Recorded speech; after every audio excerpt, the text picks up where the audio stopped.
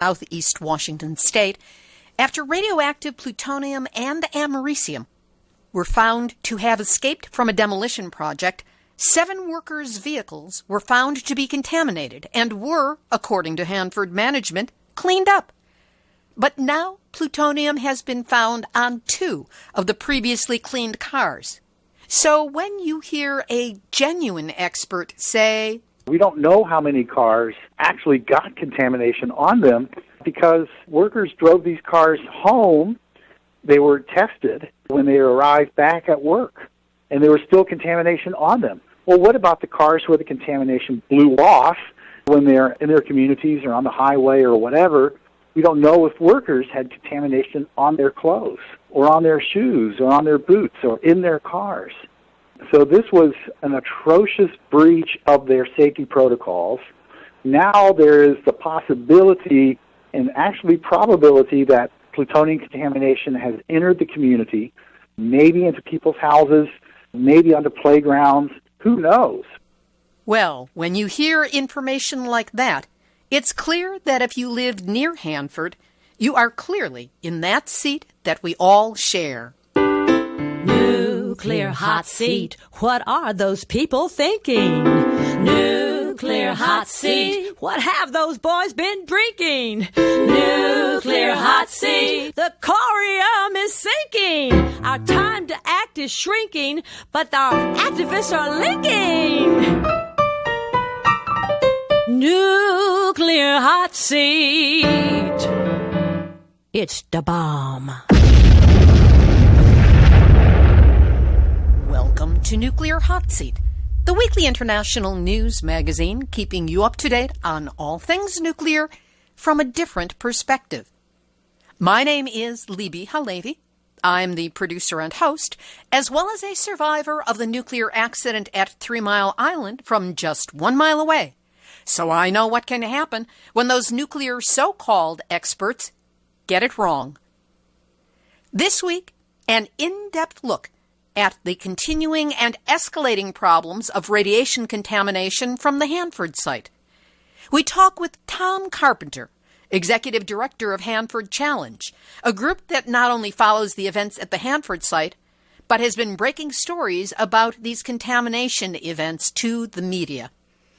We'll also have Numbnuts of the Week for outstanding nuclear boneheadedness, activist shout-outs, and more honest nuclear information than Robert Mueller has yet investigated, at least as far as we know. All of this coming up in just a few moments. Today is Tuesday, February 20th, 2018, and here is the week's nuclear news from a different perspective. Starting out at the Hanford Nuclear Reservation in southeastern Washington state, the Hanford watchdog group Hanford Challenge and a scientist yesterday released findings showing that 2 out of 5 vehicle filters from vehicles parked at Hanford's Plutonium Finishing Plant that had been tested and released as clean, in fact contained radiological contamination. Hanford Challenge collected the filters, and they were analyzed by Dr. Marco Kaltofen, president of Boston Chemical Data Corporation and an affiliate research engineer at Worcester Polytechnic Institute's Nuclear Science and Engineering program. The collection took place in the communities of Richland and Pasco, Washington. The 2 filters were determined to have contamination from 2 separate vehicles and contained americium-241, a highly radioactive element that can be dangerous when ingested or inhaled and can cause severe illnesses. We'll have the full backstory on Hanford's many issues in today's featured interview with Tom Carpenter of Hanford Challenge. We will also have a link up on our website, nuclearhotseat.com, on the health effects of plutonium. Works for americium, too. Cleanup of a nuclear waste dump in Parks Township, Pennsylvania, has been delayed yet again. The dump received radioactive and chemical waste from the former Nuclear Materials and Equipment Corp., or NUMEC, in Apollo and Parks, Pennsylvania, from about 1960 to the early 1970s. The Parks Township cleanup is among the 3 most important in the country for sites with contamination from nuclear weapons production for the Cold War arms race. This according to the Army Corps of Engineers, which administers the program and is on the line to actually do the cleanup. The cleanup has been planned for 14 years and they still haven't gotten around to it. Local resident Patty Amino, a longtime environmental activist, lobbied for cleanup of nuclear sites in Armstrong County for 30 years. She now says these delays are too long and they are dallying with something they already know is a dangerous site. Patty Amino's full story is told on Nuclear Hotseat number 326 from September 19, 2017. In New York, on Friday, February 16, the Indian Point Unit 3 automatically tripped and shut down in a scram. It is now on hot standby and is producing no energy. No word as to what caused that scram, which can be likened to driving a car at 100 miles an hour on the freeway and then screaming on the brakes. Not good for the mechanism. The latest on Pilgrim Nuclear at the foot of Cape Cod in Massachusetts is that despite its classification as one of the worst performing plants in the country, Pilgrim will be allowed to skate through its final year and a half of operation without putting in place all federally required cybersecurity measures. The Nuclear Regulatory Commission agreed to extend the completion date for full implementation of federal cybersecurity plans to December 31st, 2020, a year and a half after the plant is scheduled to be permanently shut down on May 31st, 2019. I bet whoever thought of that one thinks they're clever. And in Colorado, for a barrel of fun, the Rocky Flats National Wildlife Refuge nature hike, which takes place over the land that it was contaminated by Rocky Flat, and its weapons material production, is going to take place on Friday, March 23rd and Friday, April 20th. Participants will explore the wildlife, birds, and plants of the refuge, and don't forget to check for mutations, fasciation, and radioactivity. Note that when the nuclear industry has a site that is too dangerous to justify actually building homes on top of it, they turn it into a wildlife refuge. In Japan, on Tuesday, February 20th, a court awarded 15.2 million yen, the equivalent of 142,000 American dollars, in damages to the family of a 102-year-old man who killed himself in the face of an order to flee from his home as the 2011 Fukushima nuclear disaster was unfolding.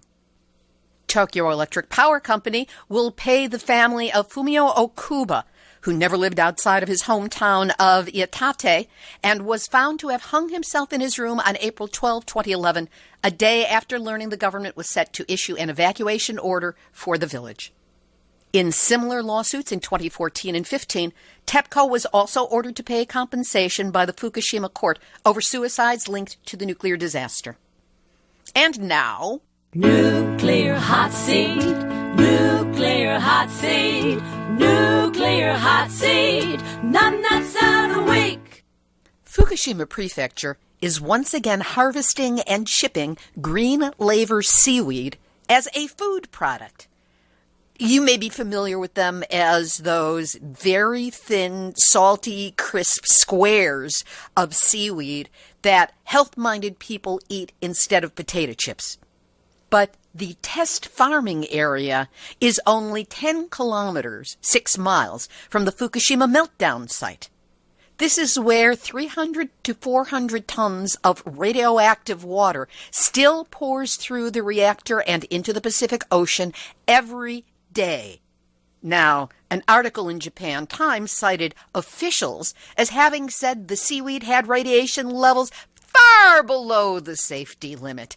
What they failed to take into account is that there is no safe limit on the amount of radiation a person can be exposed to, and especially if it is internal radiation, which is what you get if you eat the little buggers. According to a National Research Council report released in 2005, any exposure to radiation could lead to cell damage and subsequent cancer. That's an awful lot to deliver for a 99-cent snack. Bet you can't survive just one. And that's why whoever the officials are who are behind this unlabeled for place of origin, potentially radioactive snack, you are this week's Nuclear Hot Seat, none that's out a week. We'll have this week's featured interview in just a moment. But first, let's face it. Most mainstream media pays only fleeting attention to any story about nuclear anything, and only when it bobs to the top of the news cycle. That's why you and so many others who want to be in the know turn to Nuclear Hot Seat for your nuclear news. Everything that is reported here is researched, verifiably sourced, and footnoted, even if it is delivered with more than a little attitude. Nuclear Hot Seat provides nuclear stories with continuity and context, along with interviews with genuine experts who do not go along with the radioactive industry's party line. In order to provide you with this information every week, we incur costs. And without your support, Nuclear Hot Seat would not be able to continue following this onslaught of nuclear stories. So if you're grateful for the news, background information, and insights you get from the show, help us keep doing it. Make a donation so that we can meet our expenses. You can do so easily by going to nuclearhotseat.com and clicking on the big red donate button. For those of you on a budget, and let's face it, is there anyone who isn't? We've set up an easy, inexpensive way for you to help us out. You can, what we like to refer to as buy Nuclear Hot Seat, a monthly cup of coffee. Send the show a monthly $5. It's the equivalent of a cup of coffee, and it lasts a whole lot longer. Rest assured that we will not be buying any overpriced coffee with your donation. It will be helping us meet the show's many expenses. So you can make that sustaining donation easily by clicking on the big green donate button at nuclearhotseat.com. Please, do what you can, and know that whatever you do to help, I am deeply grateful that you're listening and that you care. And now, here's this week's featured interview. The Hanford site in southeastern Washington state has been plagued with ever-worsening problems throughout its history, but since early 2017, it has been getting progressively worse as demolition of the highly radioactive Plutonium Finishing Plant has kicked off a series of contamination incidents. To get into the details of the difficulties at the site, the dangers to workers, and to those in the surrounding community, I talked with Tom Carpenter. He is executive director of Hanford Challenge, a watchdog group that keeps up on all aspects of the Hanford site, especially those that management and the EPA would prefer not be talked about. Tom and I spoke last Friday, February 16, 2018. Note that since that conversation, the results of worker vehicle tests that led off the news in today's show were announced. Here's the deep background on that story. Tom Carpenter of Hanford Challenge, thanks so much for joining us today for Nuclear Hot Seat. Thanks for having me. It's a pleasure to be here. I love the mission statement of the Hanford Challenge, which is to create a future for the Hanford nuclear site that secures human health and safety, advances accountability, and promotes a sustainable environmental legacy.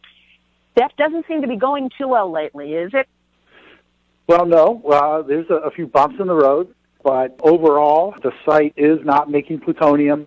These days, cleanup is in a set of legally enforceable deadlines. Yes, the deadlines keep slipping, and of course, there are some major problems going on right now. So, yeah, this is a tough period. Let's get into some of what's making this such a tough period. There have been an ever-increasing number of incidents at Hanford making the news, especially in the last 8 months, specifically regarding the demolition of the Plutonium Finishing Plant, or PFP site. Let's start with what that site is and what started to be revealed about it as of last June. Well, the Plutonium Finishing Plant is one of Hanford's big facilities to deal with or handle plutonium. That's what Hanford was all about, actually, was to make plutonium for nuclear weapons. So the plutonium was recovered from spent nuclear fuel made in these 9 reactors on the river, the Columbia River here in the state of Washington. That spent nuclear fuel was dissolved in acid in these big buildings called reprocessing facilities. The plutonium was chemically separated away from that massive spent nuclear fuel, and the plutonium was then taken over to the Plutonium Finishing Plant for final milling and getting it ready for shaping to be put into nuclear weapons. So that was Hanford's job, was to make this plutonium both for World War II, and it made the plutonium, by the way, for the bomb dropped on Nagasaki, but also for the plutonium for most of the arsenal that the United States eventually developed through the Cold War.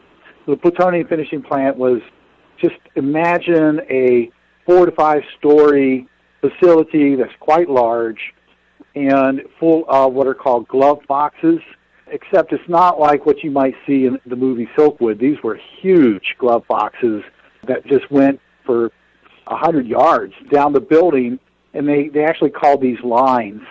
They're highly, highly contaminated with plutonium. So a few years ago, it was decided that the Plutonium Finishing Plant would be brought down. And a contract was let with the contractor by the government to start designing the tear down of the facility.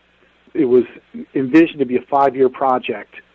And if they slipped on their deadlines, then they would start losing money. So they had $52 million at stake in profit.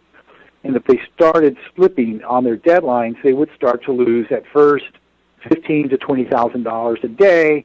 Then that would go up to $30,000, and eventually, by the time we hit May of this year, they're going to be losing up to $147,000 a day.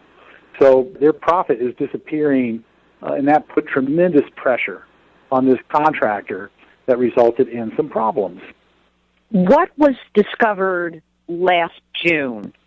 The actual teardown of the facility started about 1.5 years ago. And the decision was made by the contractor to not put a tent over the facility. Now, if you go to any major city, you see a building being torn down or even being put up, you'll often see fabric clothing the entire building. That's to suppress dust that might come out of that building. They didn't do that. This was an open-air demolition of a plutonium facility. So a lot of people thought this was stupid and said so, but cost and schedule were more important than those considerations. So in February, they had their first release of plutonium dust outside of what they call the safe boundaries. And here we're talking about February 2017? Yep, a year ago. And plutonium was found outside the safe zone on fences, on workers' boots, and stuff like this. And, they recovered from that and said, okay, it's back to work. We'll do a better job on dust suppression, right? So they spray water, a fine mist of water, over the clouds of dust so that they don't get outside the facility. They've got other ways to do that, but it still doesn't stop the fact. It still doesn't answer the issue that this was an open-air demolition. So in June, there was another serious release of plutonium and americium, which is another radioactive product, outside of the boundaries. And this time they found it on workers' lapels, in buildings. There's something called the mask building, which is where they dispense respiratory protection masks that workers wear to keep from inhaling plutonium inside that zone. But the point is here that the plutonium went outside the zone where masks were required. And they didn't actually recognize the extent at the time of how far it had gone. And it turns out that about 31 workers ended up testing positive for plutonium in their bodies. 150, 170 tests were done of workers. These were bioassay tests, meaning they look at body waste, essentially, for plutonium. There was a lot of unhappiness because they didn't have the bioassay kits available at the site. They only had a few. So they had to go ahead and order them from the company, and it took weeks for these tests to actually arrive. During which time the body is doing what it can to detoxify itself and get rid of whatever happens to be in there. So how accurate is it if the test is happening 2 or more weeks after the exposure? Well, actually, the national standard is 2 days. So, these tests should have been performed within 2 days of exposure. And in fact, it was up to 6 weeks. Some of these workers got tests. And you're absolutely right. Your body gets rid of this stuff as soon as it can. However, if there are small particles, they're more likely to be inhaled into your lung and lodge in your lung and sit there and irradiate your lungs for the rest of your life. Some of these contaminants are highly dangerous, and any amount of plutonium in the lung is considered a health hazard. There's no such thing as like a safe level. You don't want it in your lung, especially in the deep lung tissue. So that was one thing. The other thing that, apart from waiting too long to test a lot of workers, they told a lot of workers they didn't need to be tested. They were outside the zone, which turned out to be incorrect information. There was wider spread of contamination than they thought. So that also contributed to the fact that some workers either didn't get tested or they got tested later when they should have been tested sooner. They also made some assumptions about the particle sizes without actually measuring the particle sizes of the plutonium. And again, it makes a difference. The smaller the particle size, the more likely it is to end up in your lung. And I don't know that they have yet today measured a particle size as opposed to just assuming that they're assuming it's 5 micron, as opposed to, it could be 1 micron, it could be half a micron, and that would be more serious. Finally, there's another issue, which is this plant, the Plutonium Finishing Plant, handled what are called high-fired oxides, which are much, much more dangerous than regular plutonium particles. An article or a paper put out by Hanford in 2003 showed that these high-fired oxides will stay in your lung for 30 years and irradiate your lung much, much longer than what Hanford was assuming. So they were assigning doses to workers, and there's been a lot of criticism on the assumptions that they made to assure workers that they're fine. And actually what they told workers was, your dose is so small it's like flying on an airplane, 10,000 feet, or getting half of a chest x-ray. But that, of course, is assuming external contamination as opposed to what these workers were having, which was internal contamination. Yeah, it was an apples to oranges comparison. A lot of workers knew better, and there's been some real pushback about that, especially from one of the unions at the Hanford site. Has been demanding external expert reviews, and now there are independent reviews going on. So an interesting thing happened from this June event, which is the Department of Health, which is Washington State Department of Health, found plutonium particles and americium particles on 2 sensors, one next to a public highway, 240, which goes to the site, and another 10 miles away at an area on the Columbia River called the K-Basin area. But they didn't report this right away. They reported it later because they only check these sensors on occasion. So this news just recently came out about these 2 hits. Well, I mean, it's kind of ludicrous to think that the only plutonium particle that might have escaped from this plant ended up 10 miles away. I'm sure there were many millions of particles, perhaps billions of particles, that blew off in the wind, and one of them happened to end up on this sensor next to the river. There's only a couple of sensors they have out there. There's not like thousands of sensors. They got maybe dozens of sensors around this 586 square mile site. And that's the state sensors that we're talking about here. Because I know there's only one EPA RadNet monitor, and that's in Richland, which is ludicrously inadequate to the job of trying to monitor. They should have these sensors at regular distances entirely around the site, even if it is the 586 square miles. Oh, absolutely. And the other thing to note here is that Hanford itself didn't detect this. It had to be an external oversight agency. And Hanford is supposed to be the expert, right, and supposed to be self-reporting these kind of issues. So where is the disconnect here? So there's a lot of questions being asked at this point about, well, how bad really was it then? When we get to June, cycle back to that for a second, there were lots of promises that we're going to make sure this never happens again, and we're going to redouble our efforts to contain the dust inside these facilities, and we're going to get this job done, but we're going to do it safe, and workers are number one, and blah, blah, blah. So all the stuff they always say, and I'm sure, some people actually believed it. However, they did not put a tent around the facility still. They just resumed operations with these assurances, and workers tell me that, no, it was just business as usual. And by the way, Hanford has this ability, the contractors there, to demand overtime from its employees, or you can lose your job.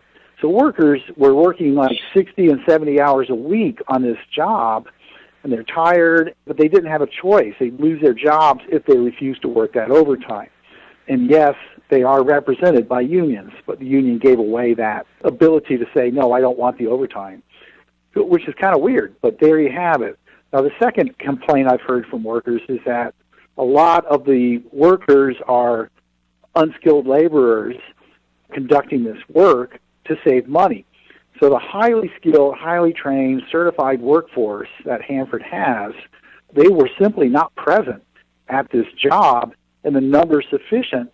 So what does that do? Number one, it cuts costs, but it also suppresses the number of questions that workers can raise, right? Because they don't know to ask the question. So here's all these newbies sent out from the union hall, with very little training and very little skill set, going to these morning safety briefings, and they don't know to raise their hand and say, well, that doesn't sound safe to me, I'm stopping work. And they don't have the job protections that, the regular skilled craft does at the Hanford site. So that's also led, a contributing factor, in my view, to a dangerous work situation was created in order to save the money. So all that's being looked at right now. One of the quotes I came up with in researching the story was from the Defense Nuclear Facilities Safety Board weekly report, which was dated December 1st, 2017, and obviously was referring to the time before that, and they said, based on the airborne contamination concentration levels observed during early removals and their ability to perform real-time monitoring of airborne contamination concentrations, the contractor has modified their work package to allow a more rapid removal. So, as you pointed out, there hasn't been any protective measures taken. They just want to do it faster, so it's done to their schedule, and maybe they get it out of the way faster. What did this decision, among others that may have been made, lead to happening in December? Based upon what they represented to the government they had done and the precautions that they have taken, and now they're really being careful, et cetera, they resumed work and very quickly ran into trouble, had another plutonium release.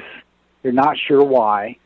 Someone speculated that, as they're misting the dust clouds coming out of the site, that one worker didn't use a mist but used kind of like a jet nozzle, which dislodged the contamination instead of suppressed it.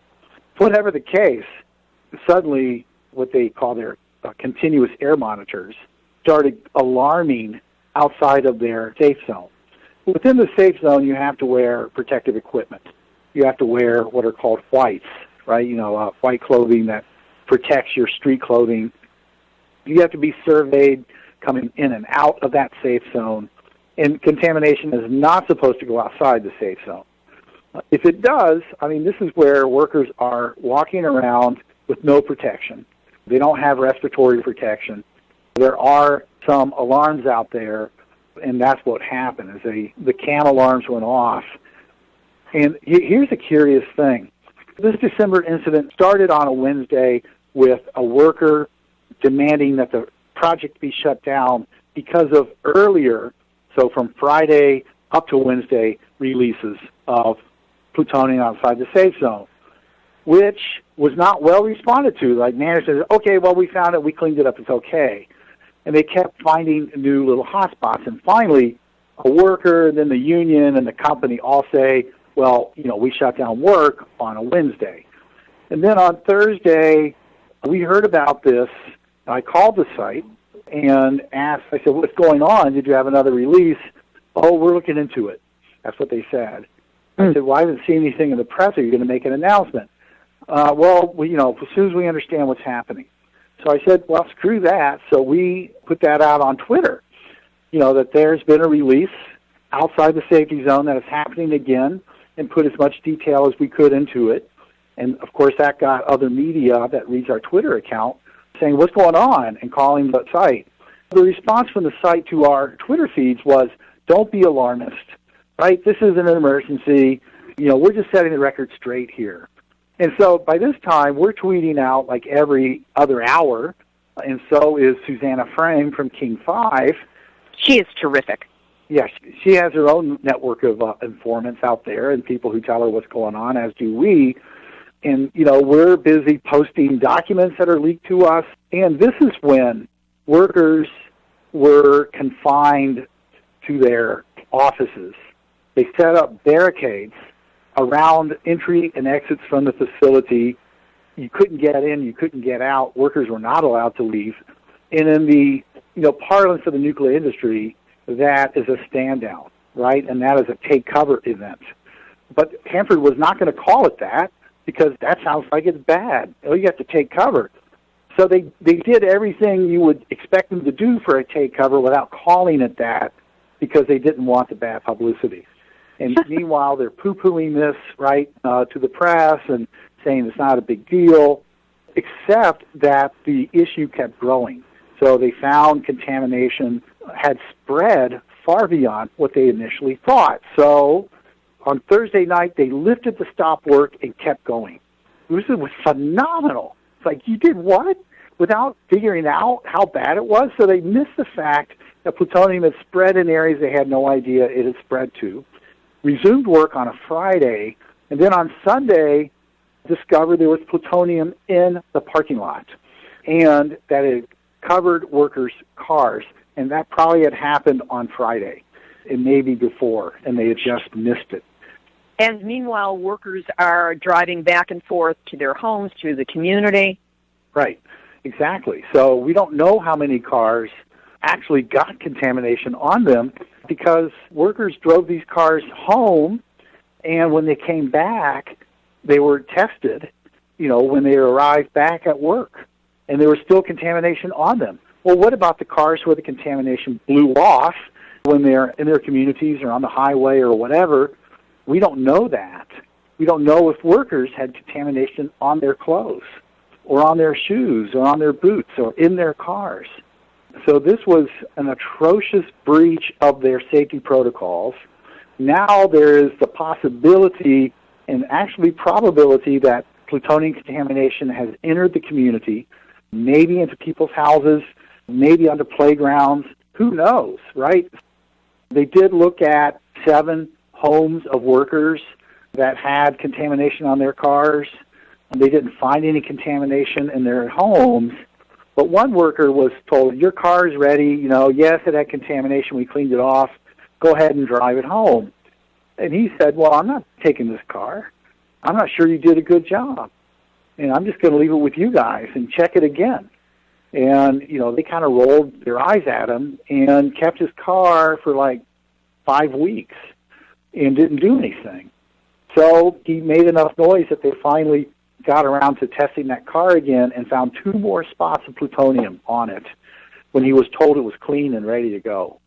So at this point he says, I'm not taking the car, right? I don't know if there are more. So it's really amazing, right, that they would represent to the workforce that is clean and ready to go when it's not. So their credibility is in the toilet right now.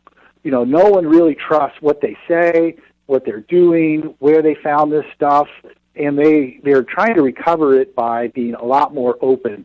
They have a website. Anyone can go look at this stuff. If people are interested, go to hanford.gov, hanford.gov. And the first thing you will see is the daily report on the Plutonium Finishing Plant. Very interesting. It's got lots and lots of data there, including everything I've been talking about. So at this point now, new reports are coming in of internal contaminations. As far as I know, we're up to 45 workers, 31 from June, and then an additional number from the December incident testing positive for plutonium in their bodies. Did they have enough of those test kits on site that the people in December could be tested in a timely manner? Of course not. I mean, no. They had some still available, but they had to go get some again. And there's a lot more people they need to test at this point. So because of the fact the wind really blew this stuff all over the place, and there's work areas next to the plutonium finishing plant, the tank farms, the waste treatment plant, etc., they're offering these bioassay tests to any Hanford worker that wants to have them. So I don't know how many have wanted them. I think it's probably a couple of hundred. And there's still a lot outstanding that have not yet been analyzed as far as I understand. These people are, of course, very, very worried because none of this should have happened. There shouldn't have been a single worker exposed or a single car contaminated, much less driven off the site. And it happened several times from the same facility. So you've got a lot of negligence going on here, a lot of failure of government oversight, all because this is a project that's driven by money and driven by schedule. You just mentioned government oversight. Where has EPA been in all of this, or have they been a no-show? EPA's been a no-show, totally out of the picture. What you have is the Washington Department of Ecology and the Washington Department of Health. The Department of Health has taken over some of EPA's responsibilities for monitoring radioactive emissions that might leave the site. So that is the Department of Health's job. So that's why they have sensors around the site. And the Department of Ecology has purview over the hazardous waste handling at the Hanford site. So they both sent letters to the Department of Energy in January that were extraordinary. I mean, mostly there's like, please be careful, and we're going to work with you, etc. These letters were much harsher in tone, used words like out of control, situation is out of control, commanding that they not restart work until both agencies were satisfied that they knew what they were doing. Independent investigations are going on, and they've established this pretty massive safety zone around the whole area that, because of new discoveries of plutonium contamination, keeps expanding. And they keep evacuating offices away from outside of this zone. And they even had the mass station in this zone. And now workers are saying, well, why do you have a mass station that's dispensing protective gear to workers inside the safety zone where contamination could be? So that's the latest issue that's just been popping up.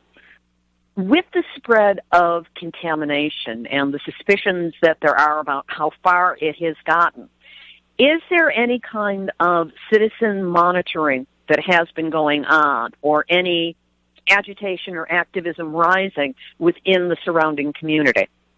We are. Hanford Challenges, number one, we have procured from workers the filters from their automobiles that they drove to and from the site in some cases. And we have also collected some vacuum cleaner bag samples from workers' houses, and those are in the process of being analyzed. And we're very interested in getting more such filters.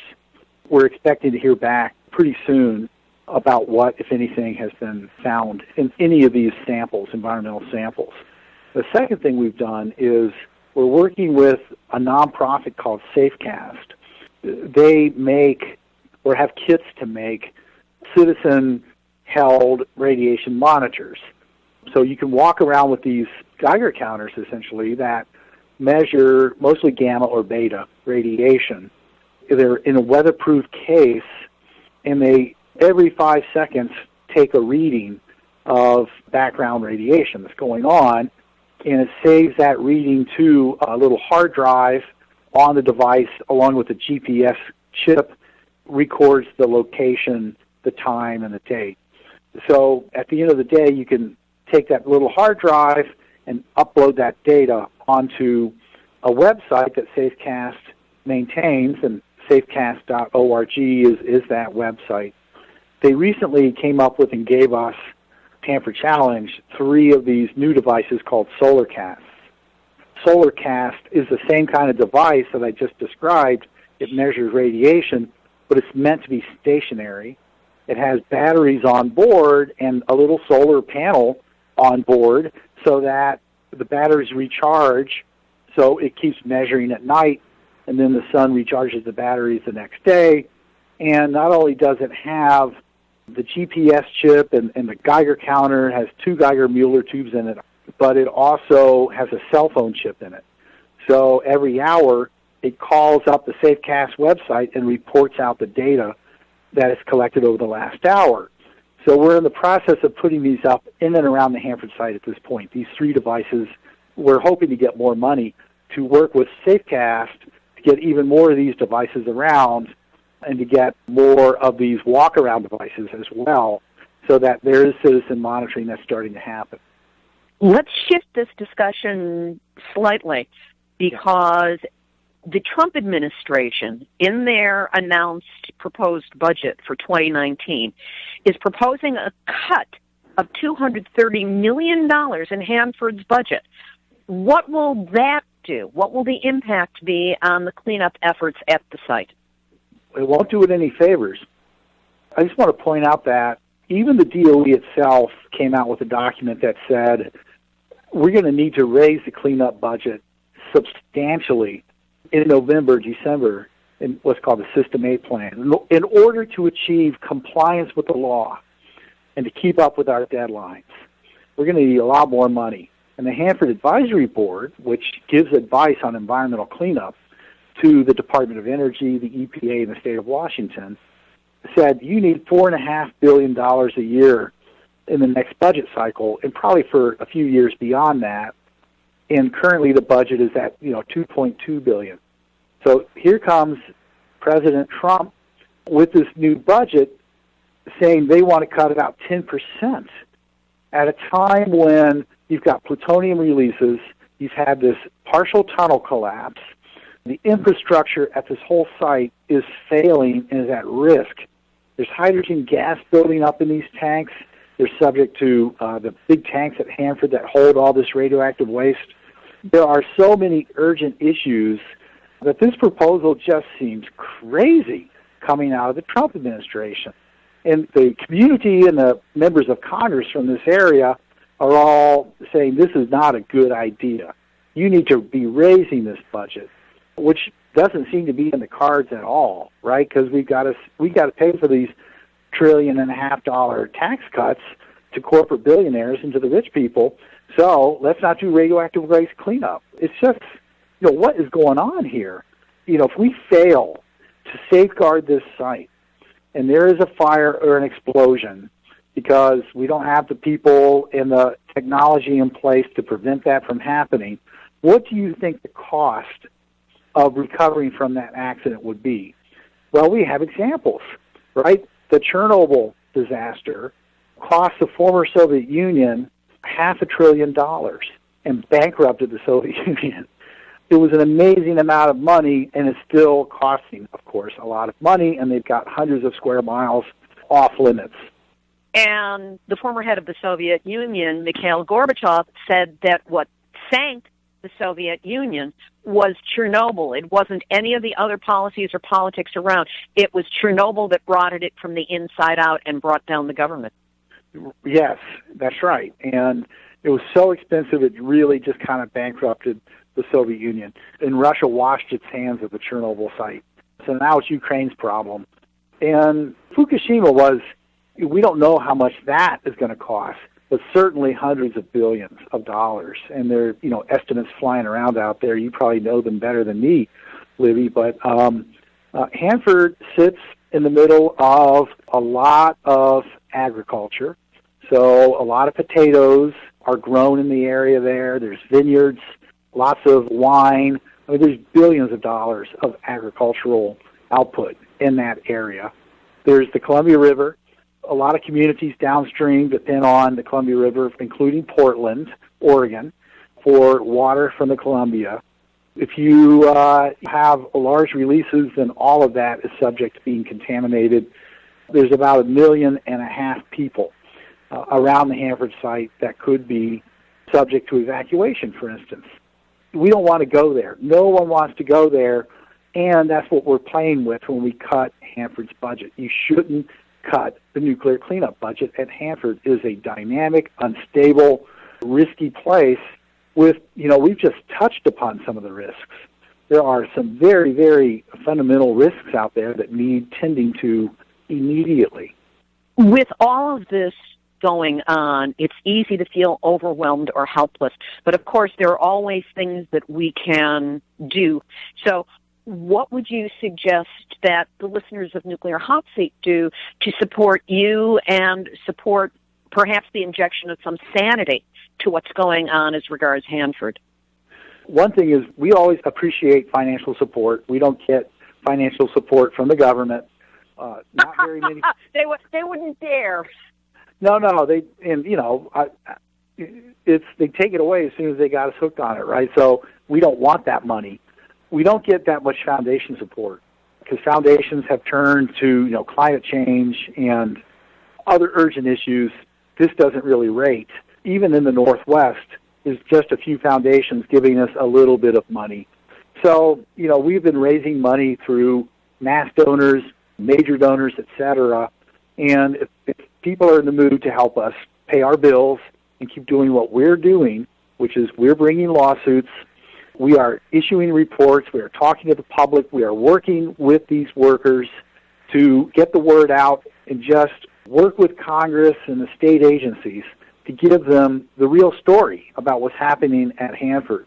And again, this whole plutonium incident, that was broken by us and by the news media. Hanford was apparently not going to say much about it, right, until we forced their hand. So people, if they're in the mood to do that, can go to our website, hanfordchallenge.org. That's the name of our organization. And there's a big donate button, news, alerts for what you can do. One of the big crises at Hanford right now is proposed shortcuts on dealing with the high-level nuclear waste in these tanks. So we've got a campaign we're about to start that we need people to call and contact, their members of Congress in particular, to say we need to do something to safeguard the waste in these leaky underground nuclear waste tanks that are failing.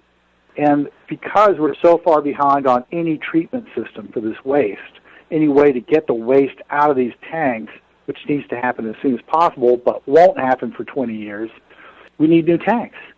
And it takes 7 years to build a new tank. So we need probably at least a dozen new tanks just to safeguard the groundwater in the region as tanks fail and start spilling their contents into the groundwater, which eventually goes to the Columbia River. So people need to contact their members of Congress and say, Hanford is a huge priority for this region. California, Oregon, Utah, Idaho, right? All of those are in the pathway of potential releases happening from the Hanford site, depending on the size and the scale and the direction of the wind and all that. So people really need to be heard on this. And, we have ways to contact Congress, messages to send on that same website. Tom, Hanford Challenge is doing a tremendous job, and it certainly is a challenge that you are up against. So I want to thank you for the work that you're doing, and I want to thank you for being my guest this week on Nuclear Hot Seat. Pleasure to be here. Thank you. Tom Carpenter of Hanford Challenge. We will continue reporting on the stories that Hanford Challenge comes up with, and if you want to check them out yourself, you can go to their website, hanfordchallenge.org. And if you want information on the radiation monitors we talked about, go to safecast.org. We'll also be providing an article that we got from Tom Carpenter on what plutonium actually does to the body. Important information in light of the minimizing of the exposure that the workers at Hanford have received. All of these links will, of course, be up on our website, nuclearhotseat.com under this episode, number 348. Activist shout-outs. This is one for the people up in the Hanford area. The group Consequences of Radiation Exposure, or CORE, is a Washington state nonprofit that is planning an historic mission by a survivor of the Nagasaki atomic bomb who is being brought to Washington state to meet with people living near the Hanford site, where the plutonium for the A-bomb that fell on Nagasaki was produced. The Nagasaki-Hanford Bridge project will take place between March 5th and 11th, and there is outreach for speaking engagements and media coverage. You can learn more by contacting the event coordinator, Norma Field, at norma.field@gmail.com. Of course, we will have a link. A list of events commemorating the 7th anniversary of the start of the Fukushima nuclear disaster is available on the website of Hervé Courtois, one of the forces behind nuclear-news.net and dunrenard.wordpress.com. The date the Fukushima disaster began was March 11 of 2011, so there's still time to create an event if there is not yet one in your area. And if you do have an event planned, you can let Hervé know so he can add it to the list. Link on website. Why are you not surprised by that? As regards North St. Louis, we still have about 35 days left to let the EPA know what we want done at the Westlake landfill in North St. Louis. This is where the illegally buried World War II nuclear weapons waste is in the Westlake landfill, adjacent to an underground fire coming from the Bridgeton landfill. This story was the subject of the documentary Atomic Homefront, which you can still see on HBO for free until March 8th. As regards communicating our concerns to the Environmental Protection Agency, among the talking points requested by the residents of the surrounding neighborhoods, which have been impacted so devastatingly by the radioactive waste, they are asking for full removal of the radioactive waste instead of the 70% that the EPA has said that they will do, relocation of this waste off-site instead of on-site storage, and an immediate buyout of the homes closest to the radioactive waste. And any other concerns that you might have, throw those in as well. The EPA needs to hear from us on this. And a shout-out to outdoor goods manufacturer Patagonia. The company is providing funding to the Grand Canyon Trust in order to urge Arizona's congressional delegation, as well as the tone-deaf current administration, to uphold the 20-year ban on new uranium mines around the Grand Canyon. We're in danger of losing that very important protection. And if you're working on environmental nuclear issues, you might be eligible for a grant as well. It never hurts to try. Contact them at patagonia.com. Here's today's final thought. Admiral Hyman Rickover is often referred to as the father of the nuclear navy. But later in his life, he had a genuine change of heart. On January 29, 1982, Rickover testified before the Joint Economic Committee of Congress on the hazards of nuclear. Rickover was probably the single most influential person in setting our government's heightened production of nuclear vessels and weapons during the Cold War. That is why his quote is so remarkable. He said, "I'll be philosophical. Until about 2 billion years ago, it was impossible to have any life on Earth. That is, there was so much radiation on Earth, you couldn't have any life. Fish or anything. Gradually, about 2 billion years ago, the amount of radiation on this planet, and probably in the entire system, reduced and made it possible for some form of life to begin. And it started in the seas. I understand from what I've read that the amount of radiation has been gradually decreasing because all radiation has a half-life, which means ultimately there will be no radiation. Now, when we go back to using nuclear power, we are creating something which nature tried to destroy to make life possible. But every time you produce radiation, you produce something that has life, in some cases for billions of years. And I think the human race is going to wreck itself, and it's far more important that we get control of this horrible force and try to eliminate it. I do not believe that nuclear power is worth it if it creates radiation. Then you might ask me, why do I have nuclear-powered ships? That's a necessary evil. I would sink them all. This from the father of the nuclear navy, Admiral Hyman Rickover. This has been Nuclear Hot Seat for Tuesday, February 20th, 2018. Material for this week's show has been researched and compiled from nuclear-news.net and Sean McGee, deunrenard.wordpress.com and Hervé Courtois, miningawareness.wordpress.com, dianuke.org, nonprofitsoapbox.com, hanfordchallenge.org, seattletimes.com, koto2.wordpress.com, patagonia.com, triblive.com, capecodtimes.com and the reporting of Christine Leger, thenewsmessenger.com, bostonherald.com, businessinsider.com, rockyflatsdownwinders.com, thebulletin.org, japantimes.co.jp, environews.tv, thehill.com, sciencemag.org, energytransition.org, the Soul Dead Cubicle Drones grinding out press releases for World Nuclear News, the U.S. Nuclear Regulatory Commission, and a shout-out to you, the Nuclear Hot Seat listeners and followers literally around the world. 123 countries around the world, plus everyone who's listening on broadcast stations in the U.S. You are the ones who are showing your love for life on this planet by being the kick-ass defenders of nuclear truth and supporters of atomic awareness that you are.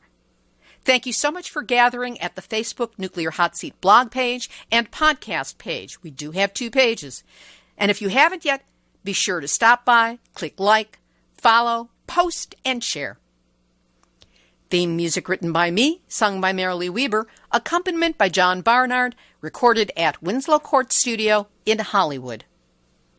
If you know of a radio station in your area that would be interested in joining the growing list of broadcast affiliates carrying Nuclear Hot Seat, you can contact us with their info by sending an email to info@nuclearhotseat.com. We are copyright 2018, Libby Halevi and Hardistry Communications. All rights reserved, but fair use allowed as long as proper attribution is provided. And if you appreciate weekly, verifiable news updates about nuclear issues around the world, take a moment to send a donation of any size to nuclearhotseat.com. Just click on the big red donate button or the big green donate button at nuclearhotseat.com. This is Libby Halevi of Hardistry Communications, the heart of the art of communicating, reminding you that radioactive nuclear waste is forever. No one is immune to its impact on their health. We have no way of safely storing or neutralizing it, and still the nuclear industry creates more every day. There you go. That is your nuclear wake-up call. Now don't go back to sleep, because we are all in the nuclear hot seat.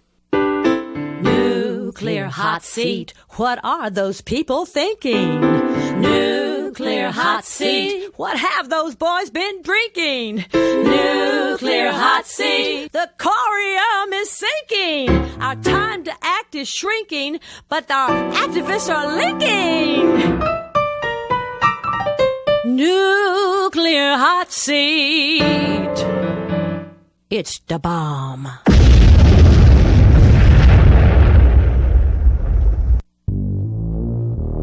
Question everything. Intelligent radio for intelligent people.